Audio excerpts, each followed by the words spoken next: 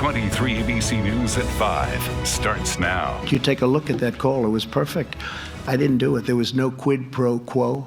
Commander-in-Chief responding to Democrats launching an impeachment inquiry over his phone call with the Ukrainian president. The White House has released what they called as classifying as a not verbatim transcript of the July 25th phone call between President Trump and the Ukrainian President Vladimir Zelensky. 23 ABC's Tori Cooper joins us in studio with the latest and has responses from both sides of the aisle. Tori?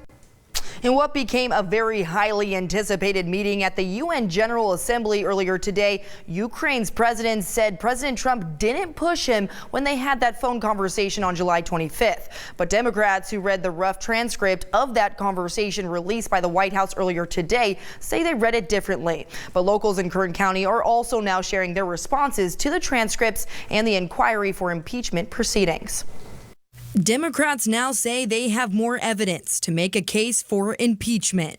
That is textbook abuse of power, and the transcripts have become Exhibit A. Like any mafia boss, the president didn't need to say, "That's a nice country you have. It'd be a shame if something happened to it." The White House releasing what they describe as an unredacted transcript of the July 25th call, where documents show President Trump asked President Zelensky to investigate former Vice President Joe Biden and his son, and to speak with his personal attorney, Rudy Giuliani. That phone call now at the center of the impeachment inquiry launched by House Speaker Nancy Pelosi just yesterday. President Trump and Republicans responding to today's transcript release. And the witch hunt continues, but they're getting hit hard on this witch hunt because when they look at the information, it's a joke. Impeachment for that? When you have a wonderful meeting or you have a wonderful phone conversation? Bakersfield resident and Navy veteran Richard Murphy siding with the president, calling the recent transcripts bogus and just another ploy by the Democrats to get Trump out of office. They've been for impeachment since the man took his oath of office, and they've done absolutely nothing to help us at all. I think it's shameful what they're doing.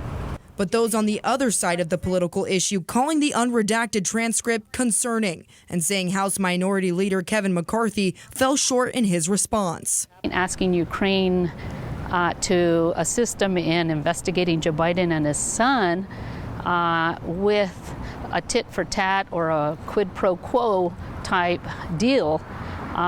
Sure, all the facts aren't out yet, but I'm very concerned that this president has to be accountable. The Attorney General has to be accountable. And I was very disappointed to hear what Kevin McCarthy had to say this morning. I listened to the speaker claim that the president violated the law based on nothing that she had read, based upon a whistleblower that wasn't even listening to a conversation. And President Trump taking aim at a whistleblower whose voice is now starting to carry.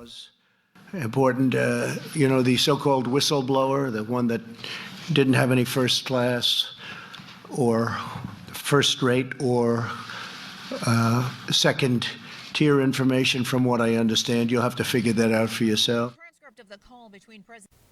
Now, lawmakers on both sides of the aisle have been fighting to see the whistleblower's complaint, not just the transcript.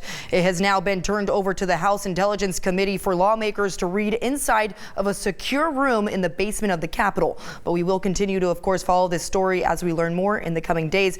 And for now, live in studio, I'm Tori Cooper for 23 ABC News, connecting you.